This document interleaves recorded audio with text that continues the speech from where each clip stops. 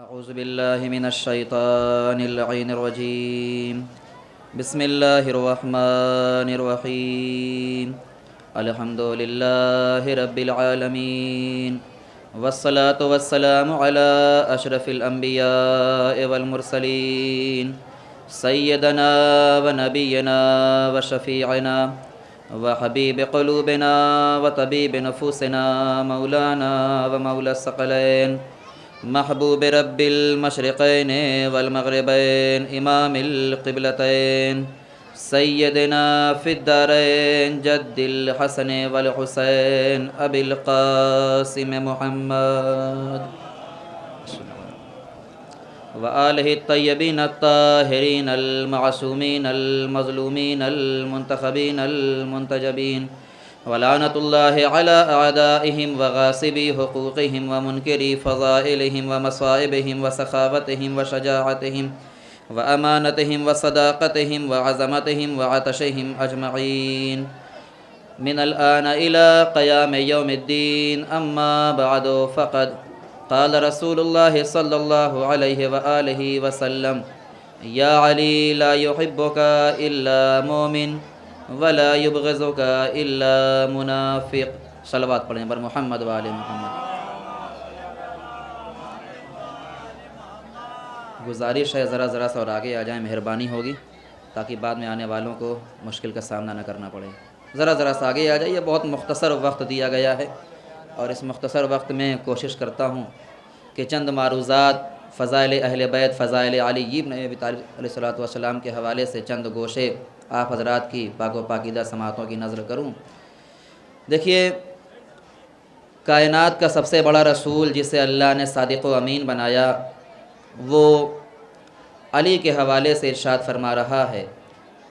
انداز تخاطب ملاحظہ فرمائیں، یہاں سے آپ کو انشاءاللہ لطف حاصل ہوگا کہ ارشاد رسول اکرم ہو رہا ہے: یا علی لا یحبک الا مومن ولا یبغضک الا منافق. اے علی، تم سے وہی محبت کر سکتا ہے کہ جس کے دل میں نور ایمان ہو. علی، تم سے صرف اور صرف مومن ہی محبت کر سکتا ہے. ولا یبغضک الا کافر، اور تم سے جو دشمنی رکھے وہ منافق ہی ہو سکتا ہے.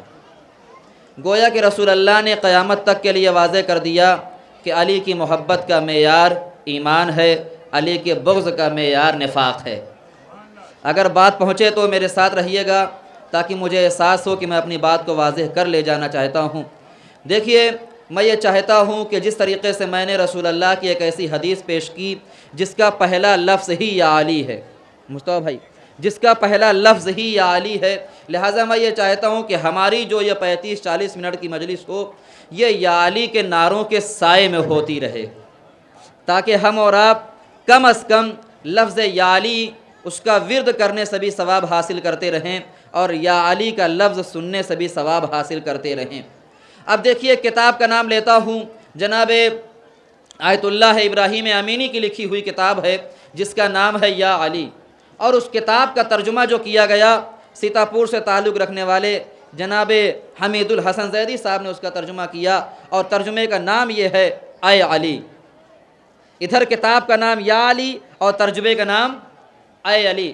تو اب یہ گزارش کرنا چاہتا ہوں کہ اس پوری کتاب میں سوائے حدیثوں کے کچھ اور نہیں ہے، اور جتنی بھی حدیث اس کتاب میں موجود ہیں، کتنی بھی ہوں، گننے اور بتانے کی ضرورت نہیں ہے. جتنی بھی احادیث کو اس کتاب میں جمع کیا گیا ہے، ان تمام احادیث کا آغاز لفظ یا علی سے ہے. ارے کیا سن رہے ہیں؟ ان تمام احادیث کا آغاز، تمام احادیث کی شروعات لفظ یا علی سے ہو رہی ہے. یا علی انت منی وانا منکا، یا علی انت اخی فی الدنیا والآخرہ، یا علی لحمک لحمی و دمک دمی و سلمک سلمی و حربک حربی، یا علی انت منی بمنزلت ہارون من موسیٰ. نہ جانے کتنی ایسی احادیث ہیں جس کی شروعات لفظ یا علی کے ذریعے سے ہے. تو کہیے تو میں عرض کر دوں، اے میرے ہمارے بڑے بھائیوں، مجھے یہ بتاؤ، آج جب ہم یا علی کہتے ہیں تو ہم پہ تم بدعت کا الزام لگاتے ہو. اگر یا علی کہنا بدعت ہوتا تو سب سے بڑا رسول یا علی کیوں کہتا؟ ایک صلوات پڑھیں بر محمد و آل محمد.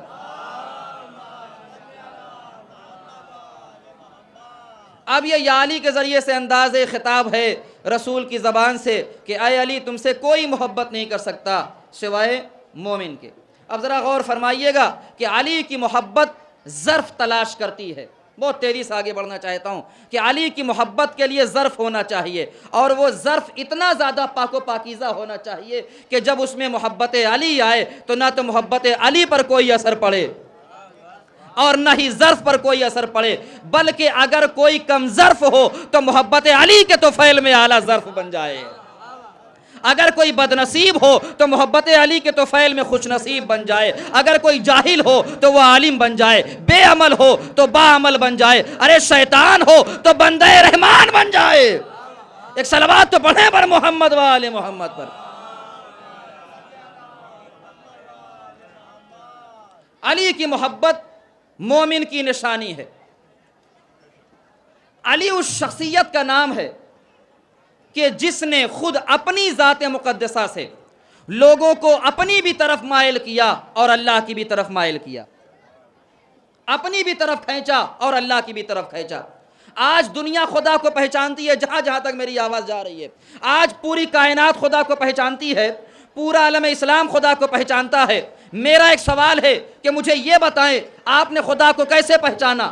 تو آپ بتائیں گے مولانا یہ زمین کو دیکھ کر کے سمجھ میں آیا کوئی خدا ہے، کوئی جواب دے گا اس آسمان کو دیکھ کے سمجھ میں آیا کوئی خدا ہے، کوئی کہے گا درختوں کی ہریالی کو دیکھ کے سمجھ میں آیا کوئی خدا ہے، کوئی کہے گا بہتے ہوئے پانی کو دیکھ کے سمجھ میں آیا کوئی خدا ہے، کوئی کہے گا کہ آسمانوں، زمین، سورج، چاند، ستارے یہ تمام چیزیں ایسی ہیں جن کو دیکھ کر کے یہ سمجھ میں آتا ہے کہ خدا ہے۔ اب جملہ نظر کرنا چاہتا ہوں، جیسے چاہیے گا ویسے سنیے گا، لیکن جملے کا استقبال کس انداز میں کریں گے مجھے نہیں معلوم میرے عزیزو۔ آج میں اپنے اس آگرہ میں پورے مجمع سے پوچھوں کہ خدا کے ہونے کی دلیل کیا ہے تو سب ایک جواب دیں گے، زمین و آسمان، آفتاب و مہتاب، دنیا کی ہر شے بتاتی ہے کہ خدا موجود ہے۔ جب ایک بڑے فلسفی سے، ایک بڑے منطقی سے جناب ابو علی سینا سے پوچھا گیا مجھے یہ بتائیں کہ آپ نے خدا کو کیسے پہچانا، میرے عزیزو جملہ کہنا چاہتا ہوں، وہ مسکرا کے کہتے ہیں کہ میں نے علی جیسے بندے کو سجدہ کرتے ہوئے دیکھا تو سمجھ میں آیا کوئی خدا ہے۔ ایک صلوات پڑھیں بر محمد و آل محمد۔ توجہ چاہتا ہوں کہ میں نے علی جیسے بندے کو سجدہ کرتے ہوئے دیکھا تو میں سوچنے لگا کہ یقیناً جسے علی جیسا بے نیاز شخص سجدہ کرے یقیناً وہی بے نیاز ذات ہے، وہ خدا ہے اس قابل کہ اس کے سامنے سر کو جھکایا جائے۔ اب علی نے ہر ایک کی مشکل کو حل کی ہے، ولایت پڑھنا چاہتا ہوں، علی نے ہر ایک کی مشکل کو حل کیا ہے، خواہ وہ زمین کی مشکل ہو یا زمین پہ رہنے والوں کی مشکل ہو، ذرا میرے ساتھ رہیے گا، خواہ وہ زمین کی مشکل ہو یا زمین پہ رہنے والوں کی مشکل ہو، آسمان کی مشکل ہو یا آسمان پہ رہنے والوں کی مشکل ہو۔ اب دیکھیے بات پیش کر دوں جب آ گئی ہے تو میرے مولا گزر رہے تھے، اتنے میں کیا محسوس کرتے ہیں کہ زمین آہو بکا کر رہی ہے، زمین رو رہی ہے، میرے مولا ٹھہر گئے، ٹھہرنے کے بعد دو زانو ہو کے بیٹھے، اپنے دستے مبارک کو زمین کے اوپر رکھا اور کہتے ہیں اے زمین تو گریہ کیوں کر رہی ہے، تو رو کیوں رہی ہے؟ زمین نے اپنی زبان میں کہا کہ اے میرے مولا، اے میرے آقا، اے میرے سید، اے میرے سردار، اے روح کائنات، آپ بتائیں کہ میں کیوں نہ روؤں؟ اس لیے کہ اس آسمان نے آج میرے سامنے اکڑ دکھائی ہے، میری توہین کی ہے، میری حقارت کی ہے، مجھے چھوٹا ثابت کیا۔ توجہ چاہتا ہوں، مجھے چھوٹا ثابت کیا ہے، کہا اس نے وہ کیا کہہ دیا کہ تجھے یہ محسوس ہو رہا ہے کہ اس نے تیری تحقیر کی ہے، تجھے حقیر بنایا ہے؟ کہا سنیے مولا، اس آسمان نے کہا اے زمین تو میری طرف نظر اٹھا کے دیکھنے کے بھی قابل نہیں ہے۔ کہا کیوں؟ کہا اس لیے کہ جو میرے پاس ہے وہ تیرے پاس نہیں ہے۔ میں ذرا سا دلوں کو ٹٹولنا چاہتا ہوں میرے عزیزوں کے، آپ کیسے سننا چاہتے ہیں؟ یہ میری خطابت کا امتحان ہے اور آپ کی سماعت کا امتحان ہے۔ میرے مولا نے کہا پھر اس نے کیا کہا؟ اس نے کہا زمین تیرے پاس ہے ہی کیا؟ ارے میرے پاس تو آفتاب ہے، میرے پاس تو سورج ہے، میرے پاس تو چاند ہے، میرے پاس تو ستارے ہیں۔ میرے مولا نے گھبرا کے کہا ارے اس میں پریشان ہونے کی کیا ضرورت ہے؟ اگر آئندہ کہے تو اس سے کہہ دینا اتنی عقل نہ دکھا، اگر تیرے پاس سورج ہے تو میرے پاس سورج کو پلٹانے والا ہے۔ اس میں گھبرانے کی ضرورت نہیں ہے. اس نے یہی تو کہا ہے نا کہ میرے پاس سورج ہے، میرے پاس چاند ہے، میرے پاس ستارے ہیں. اگر آئندہ کہے کہ میرے پاس چاند ہے تو اس سے کہہ دینا اتنا عقل مت دکھا، اگر تیرے پاس چاند ہے تو میرے پاس چاند کے 2 ٹکڑے کرنے والا ہے. اور یہ بھی کہہ دینا کہ اگر تیرے پاس ستارہ ہے تو میرے پاس ایک ایسا دروازہ ہے جہاں ستارہ بھی سلام کر رہا ہے. ایک صلوات پڑھیں محمد والے محمد پر.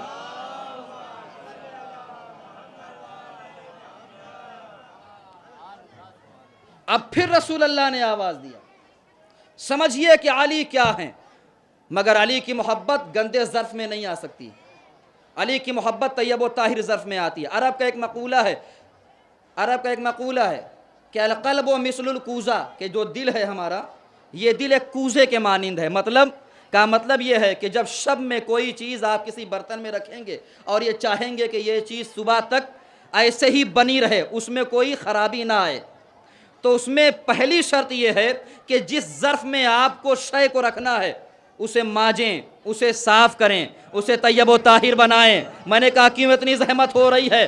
کہا اس لیے کہ اگر یوں ہی گندے برتن میں رکھ دیا تو چاہے کتنی ہی زیادہ قیمتی شے کیوں نہ ہو، توجہ چاہتا ہوں بزرگوں کی، وہ خراب ہو جائے گی. اب آپ سمجھے میرے عزیزو، جب دنیا کی معمولی سی شے کی حفاظت کرنی ہو تو ظرف کو طیب و طاہر ہونا چاہیے. اور جب علی کی محبت چاہیے، حسنین کی محبت رکھنی ہو، ایک صلوات تو پڑھیں بر محمد والے محمد پہ.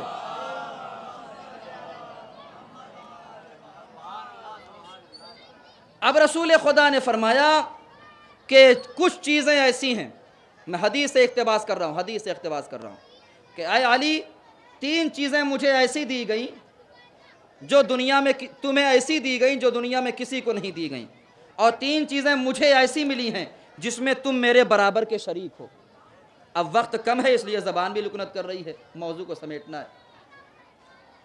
کہا وہ کیا ہے؟ اچھا ایک مسئلہ یہ بھی ہے کہ اکیلے میں گفتگو ہو تو لوگوں کی بے چینیاں نہیں بڑھتی، لیکن جب مجمع میں گفتگو ہو تو جو مجمع میں ہوں گے وہ ضرور اشتیاق رکھیں گے کہ معلوم کریں کہ خدا نے علی کو ایسی کون سی 3 چیزیں دے دیں. بیدار ہے نا آپ کہ جو دنیا میں کسی کو نہیں ملی. نبی کہتے ہیں اے علی کمال تو یہ ہے کہ یہاں تک اللہ نے وہ شے مجھے بھی نہیں عطا کی ہے جو تمہیں عطا کی ہے، اور جو مجھے عطا کی ہے اس میں تم میرے برابر کے شریک ہو. اب علی کے بھی اشتیاق میں اضافہ ہوا. ابو طالب کے لال علی نے کہا یا رسول اللہ بتائیں کہ وہ کون سی 3 چیزیں ہیں جو صرف مجھے ملی ہے، دنیا میں کسی کو نہیں ملی. کہا خسر مثلی، مجھ جیسا سسر. ذرا بیدار ہو جائیے میں کیا کہہ رہا ہوں. بہت لوگوں نے خواہشوں کا اظہار کیا تھا، مگر خواہش اسی کی پوری ہوئی جس کے یہاں خلوص تھا، جس کی نیت صاف تھی، جس کے یہاں اطاعت الہی تھی. کہا دوسری چیز کیا ہے؟ کہا فاطمہ جیسی زوجہ. کہا تیسری چیز کیا ہے؟ کہا حسن و حسین جیسے بیٹے. یہ صرف تمہیں ملے ہیں، کسی اور کو نہیں ملے. اچھا یا رسول اللہ یہ تو وضاحت کر دیجئے کہ وہ کون سی 3 چیزیں ایسی ہیں جو ملی تو آپ کی ہیں مگر میں اس میں برابر کا شریک ہوں. حدیث سنا رہا ہوں، اپنا جملہ نہیں. اگر حدیث کی رونق آپ کے دلوں تک پہنچے تو بولنا واجب ہو جائے گا. کہا سنو وہ 3 چیزیں یہ ہیں، ایک ہے جنت، دوسرے ہے علم، تیسرے ہے کوثر. علی کہنے لگے یا رسول اللہ بتائیے کہ میں آپ کے ساتھ کیسے برابر کا شریک ہوں. توجہ چاہتا ہوں.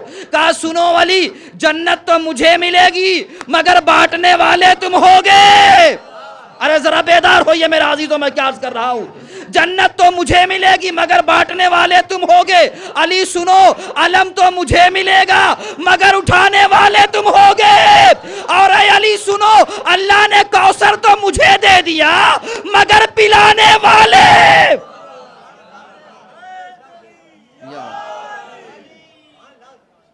اللہ نے کوثر مجھے دیا مگر پلانے کا حق تمہیں. ساقی کوثر کی حیثیت سے تم ہو، کوئی اور نہیں ہے. دیکھیے ابھی تک میں نے یہاں تک اپنا کوئی جملہ نہیں شامل کیا، جو کچھ بیان کر رہا ہوں سب حدیثوں کی روشنی میں. اب ایسے ہی آپ سنتے رہیں گے تو جلدی اپنے بیان کو انشاءاللہ تمام کر دوں گا. اب اس علی کی اتنی زیادہ خصوصیت ہیں، اتنی زیادہ فضیلتیں ہیں تو اب آپ ذرا پہچانیے کہ خود ان کے باپ کے کیا فضائل ہوں گے. ذرا پہنچیے گا میں کہاں تک لے کے جانا چاہتا ہوں. جس علی کا یہ کمال ہے تو اس کے باپ کا کیا کمال ہوگا, اس کی ماں کا کیا کمال ہوگا. آج دنیا یہ چاہتی ہے کہ علی کی فضیلت کو چھپا دیں, علی کے باپ کی فضیلت پہ پردہ ڈال دیں, علی کی ماں کی فضیلت پہ پردہ ڈال دیں. کہیے تو جملہ کہہ دوں, ارے تم کیا ان کے سامنے فضیلتوں کی دیوار کھڑی کرو گے جن کے سامنے خانہ کعبہ کی دیوار نہ رکی. ان کے سامنے تم کیا دیواریں کھڑی کر سکتے ہو. اور اتنا یاد رکھو, اگر علی نہ ہوتے تو آج دنیا میں پتہ ہی نہیں چلتا کون پاک ہے کون نجس ہے. یہ تو علی نے معیار بتا دیا جی. اب دیکھیے میں آپ کے سامنے بیان کر رہا ہوں پوری دلیل کے ساتھ کہ ہوا کیا. علی کی ماں, آپ کی فضیلت کیا ہے ذرا غور فرمائیے کہ جب جناب فاطمہ بنت اسد خانہ کعبہ کے اندر گئی ہیں تو کتنے لوگوں نے دیکھا, مجھے آپ یہ بتائیے. حدیث ہے, روایت ہے, تاریخ ہے نا سامنے, کتنے لوگوں نے دیکھا. اب جملہ جو ادبی جملہ کہنے جا رہا ہوں, دیکھتا ہوں کتنا زیادہ ادب پسند مجمع میرے سامنے بیٹھا ہوا ہے. صرف 2 اور 3 لوگوں نے دیکھا, 2 یا 3 لوگوں نے. گئی ہیں 13 رجب کو, واپس کب آئیں 16 رجب کو. 3 دن تک ضیافت الہی سے جس بی بی کو لطف اندوز ہونے کا شرف حاصل ہو اسے بس علی کی ماں کہتے ہیں. ارے کہاں بیٹھے ہو, کہاں بیٹھو میرے بھائیو, اسے بس علی کی ماں کہتے ہیں. مریم وہ ہیں جن کے لیے ایک ٹائم کا کھانا ہے. فاطمہ بنت اسد وہ ہیں 3 دن تک مسلسل کھانا کھاتی رہی. اب جب 16 تاریخ آئی تو بڑا ہجوم وہاں نظر آیا, مگر اس سے پہلے کی داستان آپ سن لیجئے. پورے عرب میں شور ہو گیا کہ خانہ کعبہ کے اندر کوئی بی بی گئی ہیں. کون گیا؟ لوگوں نے کہا ابو طالب کی زوجہ. کون؟ فاطمہ بنت اسد. 2 یا 3 لوگوں نے جنہوں نے جاتے ہوئے دیکھا تھا, ان سے پوچھا گیا بتاؤ کیسے گئیں؟ کہا دروازے سے تھوڑی گئی تھی. کہا پھر کیسے گئیں؟ کہا یہ جو دیوار ہے اس دیوار میں نیا دروازہ بنا تھا اور بی بی اندر گئی تھی. کہا اچھا. کہا کس شان سے گئیں؟ اب ادبی جملہ کہنا چاہتا ہوں. وہ 2 یا 3 ناقل کہتے ہیں کہ آج ہم نے ایک بی بی کو خانہ کعبہ کے اندر اتنی شان و شوکت کے ساتھ جاتے ہوئے دیکھا جیسے کوئی مالکہ اپنی جاگیر میں جاتی ہے. اللہ اکبر. کہاں بیٹھے ابھی جن کے ہاتھ نہیں اٹھے مجھے نہیں پتا وہ کہاں بیٹھ کے سن رہے. جیسے کوئی مالکہ اپنی جاگیر میں جاتی ہے. اب جملہ کہنا چاہتا ہوں آخری مجمع تک, ایک ایک کی دعا, ایک ایک کی توجہ چاہتا ہوں. اگر جملہ دلوں تک پہنچے تو بولیے گا ضرور. اب علامہ مجلسی جیسے رائٹر کو لکھنا پڑا کہ سب سے بڑے اجتماع 2 ہوئے, ایک 13 رجب کو, ہائے ہائے ہائے, اور ایک 18 ذی الحجہ کو. کہنے لگے دونوں علی کے لیے, ایک دیدار علی کے لیے اور ایک ولایت علی کے لیے. صلوات پڑھیں بر محمد و آل محمد.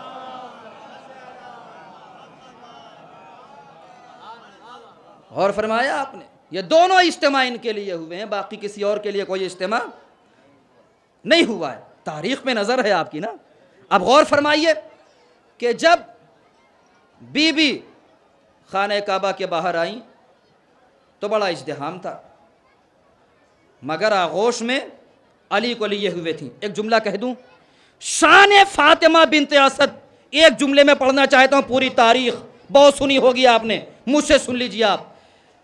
اتنی بڑی بی بی کا نام فاطمہ بنت اسد ہے, اتنی صاحب عظمت و حشمت ہیں کہ جب خانہ کعبہ کے اندر گئی تھیں تو ایک شیر کی بیٹی تھی, جب باہر آئی تو ایک شیر کی ماں بن گئی. ہائے ہائے ہائے, میں نے جملہ کہہ دیا.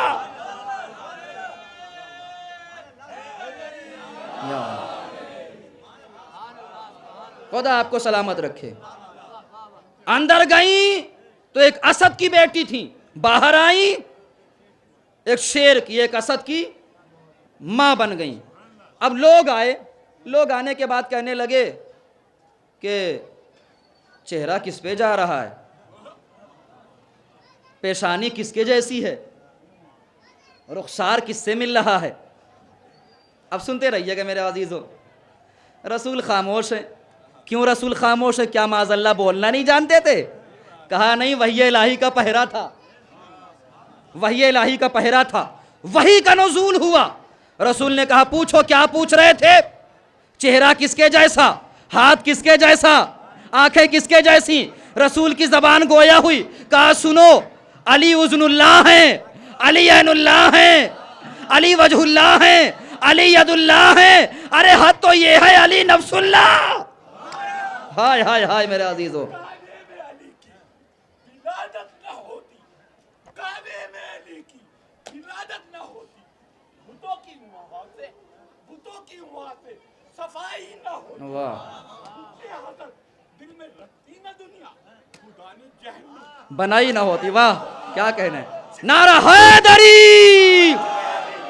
ذکر علی اگر عبادت نہ ہوتا، ذکر علی اگر عبادت نہ ہوتا، یہ بات قرآن میں آئی نہ ہوتی۔ واہ خدا سلامت رکھے۔ ایک نعرہ صلوات بر محمد والے محمد۔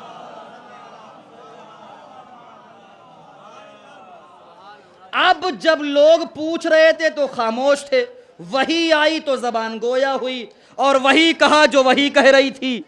اس کے بعد اب معاملہ یہ آیا کہ بھائی چہرہ تو اللہ کا، ہاتھ تو اللہ کے، پیشانی اللہ کی، بازو اللہ کا، یہاں تک کہ نفس بھی نفس اللہ ہو گیا۔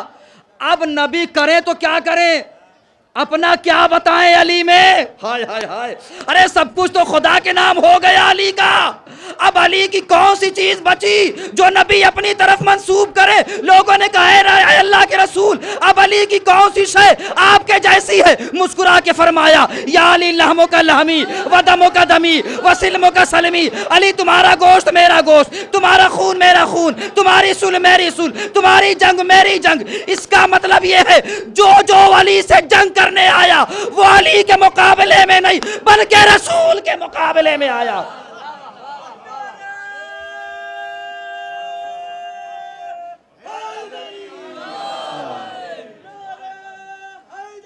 یا اللہم صلی اللہ علیہ وسلم۔ بس کچھ لمحے اور، علی کی محبت انسان کو انسان بناتی ہے۔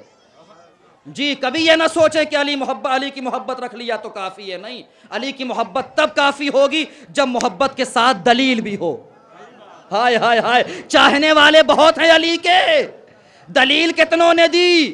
علی کو پکارنا معیار نہیں ہے، کیونکہ دو طرح سے لوگ علی کو پکارتے ہیں، ایک محبت میں علی کو پکارتے ہیں اور ایک ہلاکت سے بچنے کے لیے۔ تو پکارنا معیار تھوڑی ہے، پکارا تو انہوں نے بھی تھا جو میدان سے بھاگے تھے۔ پکارنا معیار نہیں ہے، دلیل ہو علی سے محبت کی تب معیار ہے۔ اب دلیل کیا ہے؟ جملہ کہہ کے اپنے موضوع پہ آنا چاہتا ہوں۔ اب یہ میرا ایک جملہ ملاحظہ فرمائیے، علی سے محبت کی دلیل بتانا چاہتا ہوں۔ بھائی دیکھیے، لوگ نمازیں پڑھتے ہیں، روزہ رکھتے ہیں، حج کرتے ہیں، ان سے پوچھئے کیا چاہیے آپ کو؟ ایک جواب کہ ہم یہ سب اس لیے کرتے ہیں تاکہ جنت میں جا سکیں، جہنم سے بچ سکیں۔ میرے ساتھ رہیے گا، جنت میں جا سکیں، جہنم سے بچ سکیں۔ علی سے پوچھا گیا آپ خدا کی عبادت کیوں کرتے ہیں؟ تو علی نے کہا کیونکہ خدا لائق عبادت ہے تو ہم اللہ کی عبادت کرتے ہیں۔ اب جملہ کہہ دو میرے عزیزو، ہم بھی جو حسین کو مانتے ہیں جنت کی لالچ میں نہیں مانتے بلکہ حسین لائق عشق ہے، حسین لائق محبت ہے۔ بھائی کبھی آپ غور و فکر کریں، کیا دنیا میں کوئی اتنی بڑی شخصیت گزری ہے جس نے اپنے آپ کو لٹا کر کے دنیا کا سب کچھ بچا لیا ہو؟ وہ صرف حسین ہے جس نے بیعت وقت اسلام کی بھی حفاظت کی، اپنے جد کی سیرت کا بھی حفاظت کی اور کعبے کی حرمت بھی بچائی، اسے صرف حسین کہتے ہیں، باقی دنیا میں کوئی اور نہیں ہے۔ اب اس علی کے فضائل و کمالات اتنے زیادہ ہیں تو سوچئے ذرا کہ ان کے بابا کی کیا فضیلت ہوگی۔ کتنے اندھے لوگ ہیں وہ کہ جو یہ کہتے ہیں کہ انہوں نے کلمہ نہیں پڑھا تھا۔ کیوں؟ آپ دیکھنا چاہتے ہیں جو دیکھنے والی بات تھی اس کو دیکھ کے تو آپ نے اندیکھی کر دی. ارے تصور کریے ذرا ان کے. میں ایک جملہ کہنا چاہتا ہوں, بزرگوں کی دعا اس جملے پہ چاہتا ہوں. اکثر خطبہ اور ذاکرین اور علماء جناب ابو طالب علیہ الصلوۃ والسلام کے ایمان کو ثابت کرنا چاہتے ہیں. جملہ کہوں, ان کے ایمان کو ثابت کرنا چاہتے ہیں. میرا نظریہ یہ ہے کہ ان کے ایمان کو ثابت نہ کریں, ان کے ایمان کو ثابت کرنے کی ضرورت ہی نہیں ہے. پہنچیے میں کیا کہنا چاہتا ہوں. جناب ابو طالب کے ایمان کو ثابت کرنے کی ضرورت ہی نہیں ہے, اس لیے کہ ایمان کو اس کے ثابت کیا جاتا ہے جو پہلے بے ایمان رہا ہو. جس کا بیٹا کل ایمان ہو اس کے ایمان کو تم کیا ثابت کرو گے؟ ایمان پہ گفتگو نہ کرو کہ ابو طالب کا ایمان کیا تھا, ابو طالب کی قربانی پہ گفتگو کرو کہ ابو طالب نے تحفظ اسلام میں قربانی کیا پیش کی ہے. شیب ابو طالب میں حفاظت کرنے والا کون تھا؟ جناب رسول اللہ کی پرورش کرنے والا کون تھا؟ قرآن نازل ہونے سے پہلے لفظ الحمدللہ کس کی زبان سے نکلا؟ پہلا ہی لفظ قرآن کا جس کی زبان سے نکلا اسے ابو طالب کہتے ہیں. اب تو سمجھو جو دنیا میں آ کے قرآن ڈٹے وہ اور ہے, جو نازل ہونے سے پہلے لوح محفوظ کا مطالعہ کرے وہ اور ہے. اس کی فضیلت کو سمجھیے. آخری جملہ پھر اس کے بعد مصائب پہ آنا چاہتا ہوں کہ جناب ابو طالب کے حوالے سے گفتگو چل رہی تھی اور اتنے میں کسی معترض نے کہا, وہ کہنے لگے کہ ہم نے ایک روایت پڑھی, ہم نے کہا سنائیے. کہنے لگے کہ جناب ابو طالب جو ہیں ان کے پاس ایک شخص آیا اور آنے کے بعد کہنے لگا کہ آپ جنت میں نہ جائیں گے. میں نے کہا آدھی روایت تو پڑھنی نہیں چاہیے, آدھی روایت پڑھنے سے کبھی آپ بات کو سمجھ ہی نہیں پائیں گے. کہا پھر میں نے کہا پوری روایت میں سناتا ہوں. پوری روایت کیا ہے؟ پوری روایت یہ, مولا کائنات کے سامنے ایک شخص آیا اور آنے کے بعد اکڑ کے بدتمیزی کے لہجے میں کہتا ہے کہ اے علی تمہارے بابا جنت میں نہ جائیں گے, علی تمہارے بابا جنت میں نہیں جائیں گے. اب جملہ سن لیجئے, دلوں کو ٹھنڈک پہنچائیے, ذرا اپنے بیدار ہونے کا ثبوت بھی دے دیجئے گا. تمہارے بابا جنت میں نہیں جائیں گے. علی نے مسکرا کے فرمایا سنو, اگر علی کا بابا جنت میں نہ گیا, اگر علی کا بابا جنت میں نہ گیا نا تو دنیا میں کسی کا بھی باپ جنت میں نہیں جائے گا. اور سن لے, اتنا سمجھ لے کہ میں ہوں جنت و جہنم کا بانٹنے والا, میں تو اپنے باپ کو جنت میں لے جاؤں گا. ارے تو بتا تو اپنے باپ کو کہاں لے جائے گا؟ میں تو جنت میں لے جانے کی ضمانت لیتا ہوں, تو بتا کہ تو کہاں لے کے جائے گا. اور پیچھے آئیے بتاؤں جناب ابو طالب کون ہے. اور پیچھے آئیے, آیت نازل ہوئی وانذر عشیرتک الاقربین, انذار کریے, ڈرائیے لوگوں کو, اسلام کی دعوت دیجیے. کس کو؟ رشتہ داروں کو. عشیرتک الاقربین, جو سب سے زیادہ قریب ہیں ان کو. اب ظاہر سی بات ہے کہ ہر دور میں کچھ ایسے لوگ پائے جاتے ہیں. اب پھر ہوا کیا, اس آیت کے نزول کے بعد تبلیغیں شروع ہو گئیں اور جناب رسول اللہ کے لیے حکم آیا کہ آپ بھی تبلیغ کو اب کھلے طور پہ کریے. فصدع بما تؤمر, اب آپ کھلے طور پہ تبلیغ کریے, ڈریے اور یہ نہیں. بچانے والے ہم ہیں, بچانے والے ہم ہیں, آپ تبلیغ کریے. جناب ابو طالب کے حوالے سے محسوس کریے گا, رسول اللہ تبلیغ پہ نکلے اور جب تبلیغ پہ نکلے تو پہلا روز تھا. وہاں پہنچے, وہاں پہنچے, وہاں پہنچے, وہاں پہنچے, ہر جگہ پہنچنے کے بعد کہتے ہیں اس خدا کو مانو جس کے علاوہ کوئی خدا نہیں ہے. وہ خدا یکتا ہے, اس کی عبادت انسان کو بلند کر دیتی ہے. اچھا پہلا دن تھا, لوگوں کو بہت برا لگا کہ یہ کون آ گیا ہے کہ جو نیا دین لے کے آیا, نیا مسئلہ لے کے آیا, نئی شریعت لے کے آیا, نیا خدا بتا رہا ہے. شام ہوئی, رسول اللہ کے گھر واپس پلٹنے سے پہلے یہ لوگ ابو طالب کے ہاں آ گئے. کہنے لگے اے ابو طالب اپنے بھتیجے کو سمجھا لو. کہا کیا ہوا بھائی؟ کہا تمہارا بھتیجا نئی نئی باتیں کر رہا ہے, نیا نیا دین لے کے آ رہا ہے, نئے خداؤں کی طرف متوجہ کر رہا ہے. کہا اچھا ٹھیک ہے, بھتیجا میرا گھر میں آ جائے گا, میں اس سے گفتگو کروں گا. رسول اللہ گھر میں آئے، جناب ابو طالب نے پورا ماجرا سنا دیا۔ پھر اگلا روز پھر اللہ کا رسول، قرآن کی آیت ہے نا، کھل کے تبلیغ کریے، ڈریے نہیں۔ اب پھر تبلیغ پہ نکلے، پھر وہی معاملہ، لوگ آئے اور آنے کے بعد کہنے لگے کہ سمجھائیے اگر وہ یہ کام، اب یہاں سے بغور سنیے گا، آخری بات ہے، پھر 2 منٹ کے مصائب، اگر وہ یہ کام حکومت کے لیے کر رہے ہیں، سننا میرے نوجوان بھائیوں، تو ہم ان کو حکومت دینے کو تیار ہیں۔ کون کہہ رہا ہے؟ کفار مکہ۔ کس کے لیے کہہ رہے ہیں؟ جناب رسول خدا کے لیے، کہ اپنے کام سے باز آ جائیں، حکومت چاہیے ہم حکومت دیں گے، ثروت چاہیے ہم ثروت دیں گے۔ رسول اللہ نے کہا مجھے کچھ نہیں چاہیے، مجھے بس خدا چاہیے۔ ارے کہاں بیٹھے ہو؟ تیسرا روز آیا، پھر تبلیغ کرنا شروع کی۔ اب جب تیسرا روز آیا تو رسول اللہ کے انداز تبلیغ میں جوش نظر آیا۔ اب جب جوش کو ان کفاروں نے دیکھا، منافقین نے دیکھا، تو اور غصے میں آئے، گھر پہ پھر آئے، آنے کے بعد کہنے لگے اے ابو طالب، آپ نے اپنے بھتیجے کو سمجھایا نہیں؟ ارے ہم فقط ثروت کی بات نہیں کر رہے ہیں، فقط حکومت کی بات نہیں کر رہے ہیں، ارے حد تو یہ ہے کہ اگر وہ ہماری جان بھی مانگیں، ہائے ہائے ہائے ہائے، تو جان بھی دے دیں گے، مگر ہمارے خداؤں کو جھوٹا نہ بتائیں۔ شام کو رسول اللہ گھر پہ آئے، جناب ابو طالب نے سارا ماجرا سنایا۔ اے اللہ کے رسول، بات تو یہاں تک آ گئی ہے کہ اگر وہ جان بھی مانگیں تو ہم جان دے دیں گے، مگر ہمارے دین کی توہین نہ کریں، ہمارے بتوں کی خداؤں کی توہین نہ کریں۔ اللہ کے رسول نے سر کو جھکایا اور مسکرا کے کہنے لگے کہ اے چچا، صرف جان کی بات تھوڑی ہے، آپ ان سے کہہ دیجئے اگر وہ میرے ایک ہاتھ میں سورج رکھ دیں۔ ارے کہاں بیٹھے ہیں آپ، کہاں بیٹھے ہیں آپ؟ حکومت کی، ثروت کی، جان کی بات نہیں ہے، اگر وہ میرے ایک ہاتھ میں سورج، دوسرے ہاتھ میں چاند رکھ دیں، تب بھی میں اس تبلیغ دین سے باز نہ آؤں گا۔ اب جملہ سننا آزادارو، نتیجہ دے رہا ہوں پوری مجلس کا۔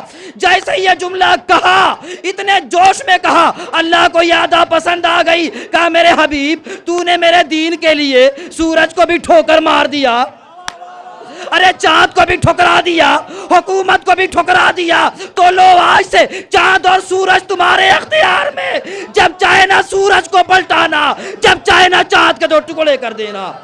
صلوات پڑھیں محمد وآل محمد پر۔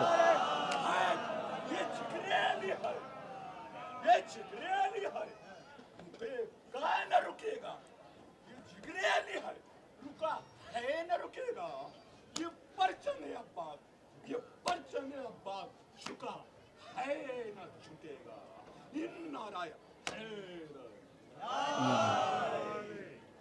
آپ سے گزارش بس یہی ہے کہ اپنے ایمان کو، اپنے دین کو، اپنے خدا کو اگر انسان فراموش کر دیتا ہے تو اس پر بلائیں اور مصیبتیں آنا شروع کر دیتی ہیں، لیکن اگر خدا دین سب کچھ سامنے ہے تو کوئی مصیبت انسان پہ آ ہی نہیں سکتی ہے۔ اور ہم سے زیادہ خوش نصیب کون ہو سکتا ہے بھائی، کہ ہمارے پاس تو نماز بھی ہے، روزہ بھی ہے، اور وہ بھی ہے جو روح نماز و روزہ ہے۔ لوگوں کی نمازیں سونی ہیں کیونکہ اس میں علی نہیں ہے، نہیں، حقیقت ہے یہ، جہاں جہاں علی ہیں، افتخاری صاحب، جہاں جہاں علی ہیں وہیں وہیں زندگی ہے، جہاں جہاں علی ہیں وہیں وہیں زندگی ہے، اور جہاں علی نہیں ہے وہاں زندگی نہیں ہے۔ جس دل میں علی وہ دل زندہ، جس ذہن میں علی وہ ذہن زندہ، جس مکان میں علی وہ مکان زندہ۔ ارے جس اذان میں علی، جس اذان میں علی وہ اذان زندہ، جس اقامت میں علی وہ اقامت زندہ، جس مسجد میں علی وہ مسجد زندہ۔ ارے جس فرش پہ علی وہ فرش زندہ، جس منبر پہ علی وہ منبر زندہ۔ کہو تو جملہ کہہ دوں، جب اللہ کا گھر علی کے بغیر زندہ نہ ہوا تو ملا کا گھر علی کے بغیر کیسے؟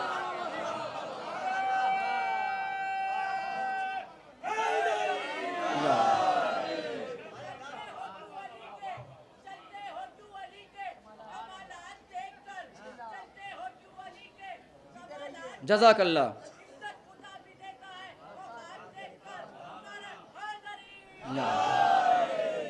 میں قسم کھا سکتا ہوں برسر منبر کہ نہ تو اسلام کو کوئی مٹا سکتا ہے اور نہ شیعت کو کوئی مٹا سکتا ہے، اس لیے کہ جملہ سنے میری طرف متوجہ رہیے گا، نہ اسلام کو کوئی مٹا سکتا ہے نہ شیعت کو کوئی مٹا سکتا ہے، اس لیے کہ حضرت نصر اللہ نے یہ بات کہی، اگر ہم مٹ جانے والے مسلمانوں میں سے ہوتے تو کربلا کے بعد مٹ گئے ہوتے۔ اور سنو، مٹتی وہ قومیں ہیں جن کا کوئی وارث نہ ہو۔ ارے جن کے 12 وارث ہوں ان کو کون مٹا سکتا ہے؟ ایک وقت میں 3 طاقتیں جس کے خلاف استعمال کر دی جائیں، ماہرین نفسیات کہتے ہیں اس کا وجود ہی مٹا دیتے ہیں۔ اب وہ 3 طاقتیں، بزرگ میری طرح متوجہ رہے، میں ان سے دعا چاہتا ہوں۔ وہ 3 طاقتیں کیا؟ قلم کی طاقت، حکومت کی طاقت، دولت کی طاقت۔ یہ 3 طاقتیں جس کے بھی سامنے استعمال کی جائیں، جس کے خلاف بھی استعمال کی جائیں، اس کا نام صفحہ ہستی سے مٹا دیتی ہیں۔ مگر میں کہوں اپنی تاریخ سنو شیعو، کہ آپ کی تاریخ کیا میرے نوجوان بھائیو، ہمیں زندہ دیواروں میں چنایا گیا، ہم مٹے؟ ارے بولو نا، ہم مٹے؟ ہمارے خون کا گارا بنایا گیا، ہم مٹے؟ ہمیں سولی پہ لٹکایا گیا، ہم مٹے؟ تو جب کل نہ مٹے تھے، اب جملہ کہہ دوں کہ جب وہ 3 طاقتیں نہ مٹا پائی تو یہ 3 طاقتیں کیا؟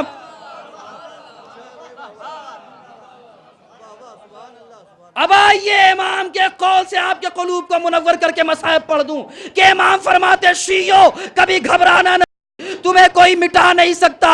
کسی نے پوچھا مولا کیوں؟ کہا اس لیے کہ سنو، تم اس کی دعا ہو کہ جو صدیقہ ہے۔ پڑھ دی میں نے مجلس، پڑھ دی میرے عزیزو، تم اس کی دعا ہو کہ جو معصومہ ہے، صدیقہ ہے۔